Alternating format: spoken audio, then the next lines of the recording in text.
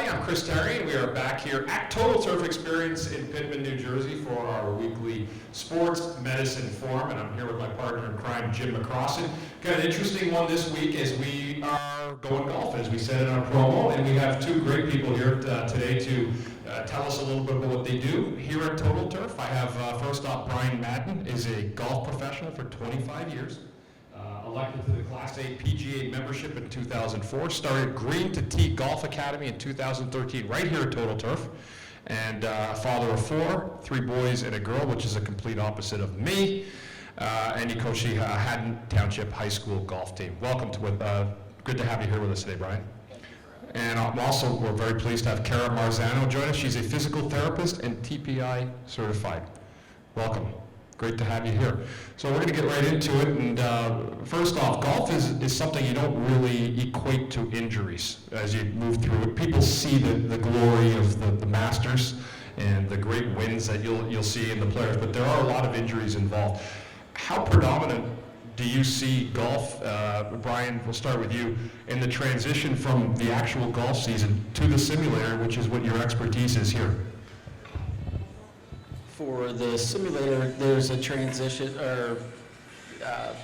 with the season, it's very barren in Green to Tee during the summer months, but come September, October, when it starts to cool off, everybody wants to get in there and hit golf balls and start to work on their game, things like that. If they were battling an injury or anything like that, they also make me aware, and we try to adapt to their swing or anything like that. So a lot of fun. Other than people just working at their games, how much of that is injury related for people, men, women, getting inside that simulator? Right now it's very few. Haven't had the experience of working with a lot of injured golfers. Usually they come to me after they've dealt with the injury, which is good, and they're trying to build up their confidence. But I would assume since we're starting to get younger and all that fun stuff, it's going to become more and more as we go on. Cara, we'll switch this over to you. Golf injuries have been reported to affect about 15 to 20% of golfers each year. Golf injuries, they do mostly, they're due to overuse, continued swinging, hips. If you're walking, that may be a part of it. But there are some traumatic injuries that can occur in the game of golf. What are some of those that we'd see, Jimmy and Cara? Well, I'll take it first. Back injuries. Brian, I don't know how many you see coming through your doors there, or I would think back injuries are pretty prevalent, especially with this time of year when the weather gets cold, then all of a sudden it gets warm, and you've maybe laid off for a couple weeks, Cara, right? And all of a sudden you go back out and you decide, well, hey, let me go out and swing a few, and all of a sudden you wake up the next day and, oh, my aching back. But what else do you think, Cara? On top of the back injuries, I would say you'll see a lot of the elbow injuries, a lot of that medial epicondylitis.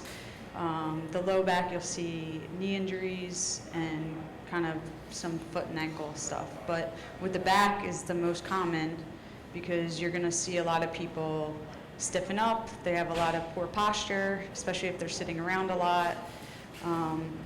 Some of the most common things you'll see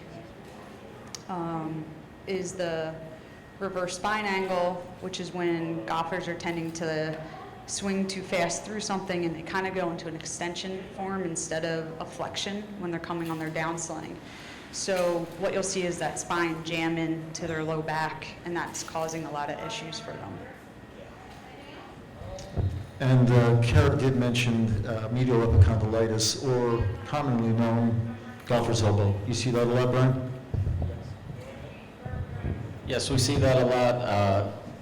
Tends to come late in the season because of overuse, and then we'll see it early in the season too when they start back up and have taken too much time off.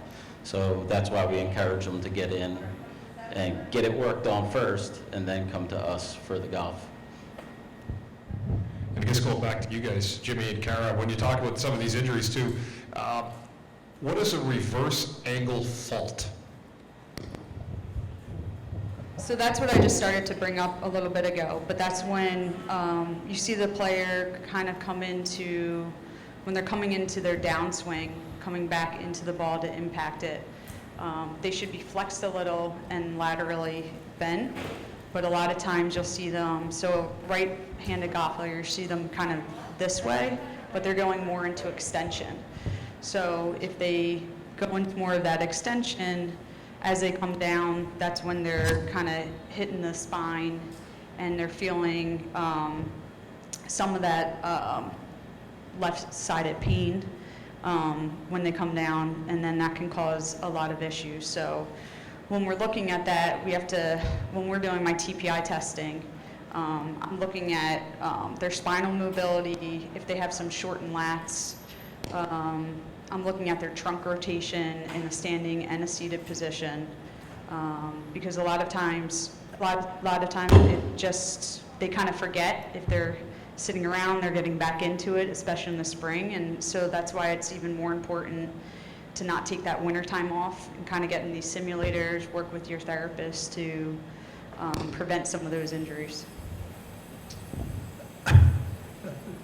Yeah, really golf, and Brian, you can correct me if I'm wrong, and Chris, you've played sports and I've taken care of you, but it's no different than any other sport, right? I mean, you go into those, what they call compensatory patterns, and it's all about proper form and proper technique, because the minute that starts to break down is the minute injury is going to occur. And trust me, I'm not a golfer. I don't golf. I'm pretty darn good at mini putt, but when it comes to swinging a club, don't ask me to do that. I've got to go take lessons from Brian. But Brian, do you see more faults like the one we're talking about for low backs, and as the population gets older, or when you're just starting to learn to play? You know, the younger kids, did they get it? Like you're teaching high school, or is it as you get older and try to hurry up to go hit 9, quick ones? I would say the younger kids, they hurt their back actually early and may not know about it right away. Because they are swinging way too fast and way too early. So that is a big occurrence. I think the older the golfer, they have slowed down body-wise and everything like that, so it doesn't happen as often. They still get it. Usually it's in the change of the weather. I'm also a world championship mini putt golfer as well, Jimmy, so I know what that's like to carry that burden on your shoulder and walk in public daily. One thing I don't get when I mini golf, though, is plantar fasciitis. We hear about that all the time. It's something that a lot of people ask about, but nobody really truly understands what it is and how it can impact. And that is something that impacts hockey players as well as just about every athlete. How prominent do you see that in golf? Want me to take this one? Again, I'm not a golfer, but maybe Brian, you can help me out with this one. But plantar fasciitis, if you think about it, if you ever had it, you know that you've had it. It's that tightening or that pain back in your heel that goes all the way up to the balls of your toe. That's your plantar fascia, and it actually it begins at your Achilles. So it could be anything from what's causing it from the hip on down. That's why you really have to go to somebody who knows what they're doing, somebody that's TPI certified, a physical therapist, athletic trainer, a golf pro, because your form can be out, and when your form's out, right, and you go into an overpronation or oversupination, but mostly overpronation, right, with your foot and you're walking, and you think about it, many of the golf courses, right, you still have to walk, right? You can't be lazy and get a cart, but if you're walking and you're going through a compensatory pattern over and over and over again, something's got to give, and quite a few times, right, you're going to develop plantar fasciitis. But let's take care of business before business becomes business, right? And if you have a fault like that, see somebody like Cara, see somebody like your physician, right? That's what you need to do. Now, also, I'm sure you see many people coming through your doors with faulty footwear, right, that's worn out. And if you have faulty footwear, that could cause that problem too. So when you're going out to golf, make sure you're dressed for success and making sure that you got the right type of shoes, right, Brian? I mean, it's critical. And it's critical that they're not broken down, they're not worn, and because if you're going to walk 9 or walk 18 holes, it's going to catch up with you. And while we're on that, we're going to move right back over to Cara with the knee pain. It's prevalent in golfers. How much of this pain is related to the rotational forces on the knee during the golf swing? And what are a few of the things that can be done to help minimize the risk of this occurring? So obviously the rotational forces are going to create a lot of adverse effects on the knee. If you're not stretching beforehand, that's going to limit you. If you have muscle imbalances, and that's coming from all over. You have to look at the hips, the feet, the foot that we just talked about, even the plantar fascia. If you're not stretching, it's going to create a lot of tightness, especially in your posterior chains. You have to look at your hamstrings. A lot of people don't realize that there's some easy stretches to do ahead of time to kind of limit some of this. I give all of my clients about anywhere from 4 to 10 easy stretches. It'll take them less than 10 minutes to do prior to their golf game. And it's amazing how many things that can reduce, especially in the knees and the feet, and even in the hips, and improve your game. And then you have to look at the muscle imbalances. If you have, weak glutes, that's going to affect the angle that your knees are and cause some valgus movement, some increased pressure on the inside or outside of your knee. So part of what we do is with the TPI is we're looking at these, 16 different mechanisms of how you're functionally moving and your strength and your muscle imbalances. And it's our part to kind of help correct those and then send you off to the golf pro. We've heard about it a lot tonight, and even I'm wondering too, but you are TPI certified. What exactly is TPI? So TPI is an organization that's dedicated to the study of human movement, body function, and related to your golf swing. So we'll look at, like I had mentioned, there's kind of 16 different tests that we look at, and it's looking at how your neck's moving, your shoulders, your wrists, your elbows. We look at your low back, how your pelvis moves, your trunk rotation, ankle mobility. And so we go along a system and we look at everything and kind of can assess what's moving, what's not moving well. And then we will do a swing analysis as well. So we'll look at you from behind, and then we'll look at you kind of face on. And then we can look at these, what we had been talking about, these faults or these swing characteristics that you might fall in.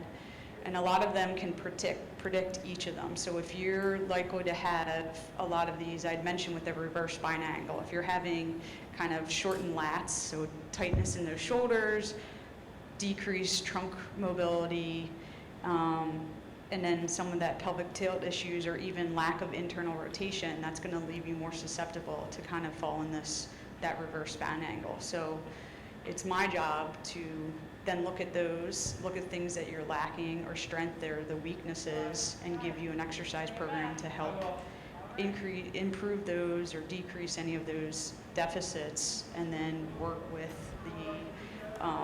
the swing coach or the golf pro to kind of maximize everything. I just have one question for Brian, because the more I think about it, again, if I'm getting out on the green and I'm going to take that first shot, right, and that drive, it's no different really than us taking a shot on the ice. Everything's transferring up from the lower legs, up through the core, right? And I'm going to presume that you need a very strong core for this, right? And what else, Brian? What else do you need to work on? Actually, just adding to what Jimmy said too, Brian, warm up. Amateur guys like us, we go out and swing the clubs. Maybe we hit a couple balls at the range, but how much of that focus, along with what Jimmy has asked, is prevalent for your program, especially being a high school coach? It depends on the individual, how long they should warm up ahead of time. A lot of the time, everybody's getting out of their car and running right to the first tee. So hopefully they can at least get a couple stretches in. Like Cara said earlier, there's a couple that you can just do even with the use of your golf cart, kind of stretching your shoulders, things like that. Your shoulders and your back, of course, you want, if you can get in a couple leg exercises beforehand, which they should be able to. It's very important, and again, like you said, it does start from the ground up, but they have to, again, golfers nowadays, they walk up and they have to go right away. So they're kind of getting their clubs out and running to the first tee. Nobody gets there early enough to hit a half hour's worth of balls or anything like that, which would be great if they could. Great stuff. That is funny, because I think most of us would just jump out of the car and act like a trunk or grab the bag and maybe hit two off the first. We've talked a lot about the injuries. We've had the knee, we've had the feet, we've had the back, obvious ones. Last one we're going to discuss before we take maybe a couple of questions, if you have any, is shoulder pain. And Jimmy and Cara will hand this back over to you, but another area where guys will experience pain is the rotator cuff. That's a big hockey injury as well. The guys deal with a lot of getting hit, or sometimes even through shots, right, Jimmy? Over the years, I've seen guys get injured on a follow-through. We're getting into stuff now with swing faults, C-shapes postures, which is a rounded back, chicken winging, which is bent elbows at contact, which is one that I've had that happen where it bends and you jam it. So these are different things, and how can you prevent some of these things? That's a loaded one. There's a lot there. We fired it up. I fired it up. So one of the biggest ones I want to touch with is the C posture. And a lot of people come up and they aren't really sure even how to set up themselves with the ball. So a lot of times they'll come up to it and they'll kind of just bend forward. Sometimes that's just what they think they need to do. Sometimes it's because, and Brian, you might know this, they might have the wrong size club that they're using, and it causes some of those postures. So then you're going to just kind of get into that. But what happens is you get a lack of that mid-back, that thoracic extension. So you're kind of slumped over. You can have some scapular or shoulder weakness or tightness in the front, in the chest area, in your pecs. That's going to lead to that. So that's also going to lead to some back pain. And then the other one that we talked about was chicken winging, and that's a really, really common one. You'll see people kind of come out in their swing and they'll have this elbow. That lead elbow should actually be straight the whole time.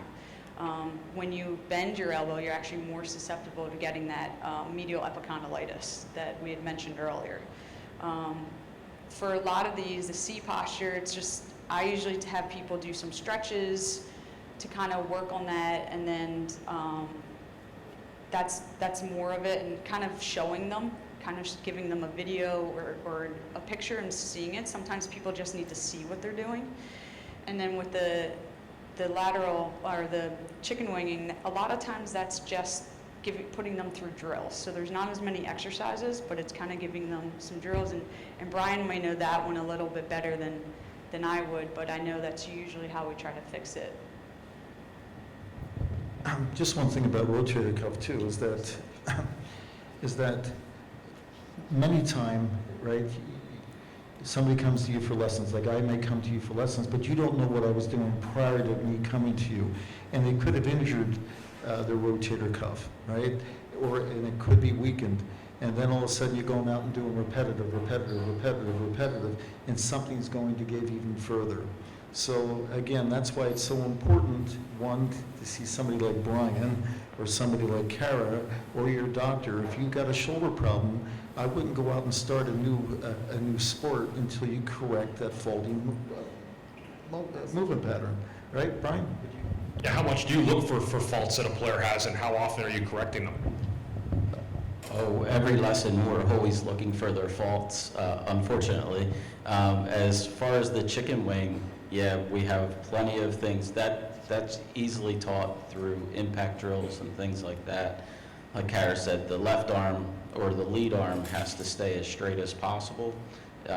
Usually if they're too steep too, and they break down their arm and they get real steep into impact, they'll bury the club in the ground, and that's when you see the arm give way.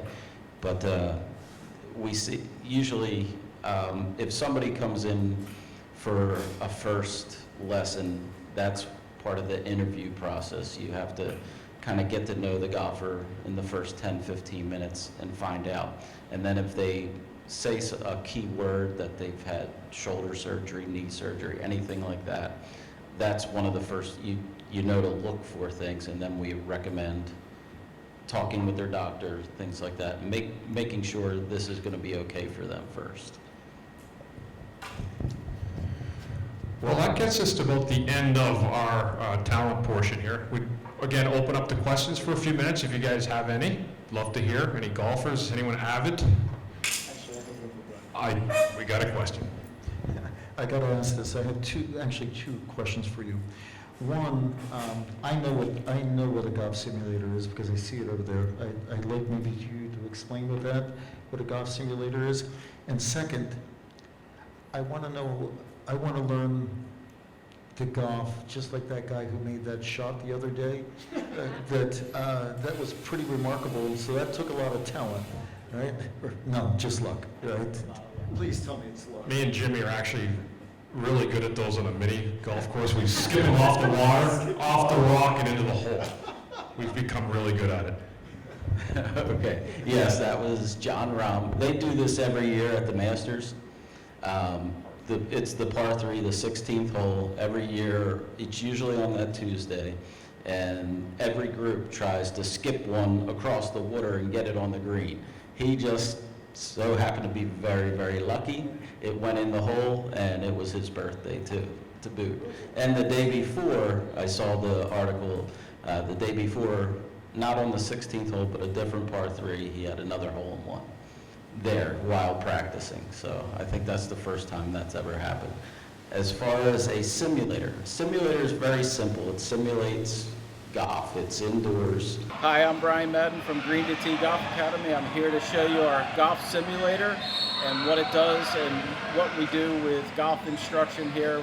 And we also have the simulator where you can play golf courses during the winter time if you'd like.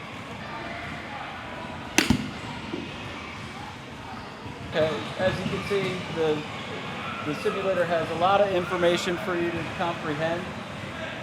Shows everything nuts to bolts about the golf swing, your club speed, the club path and the face angle, the important things, and how far the ball's going, spin rates, side spin. And you can get all this information just by one golf swing on the simulator, and then we'll improve your golf game from there.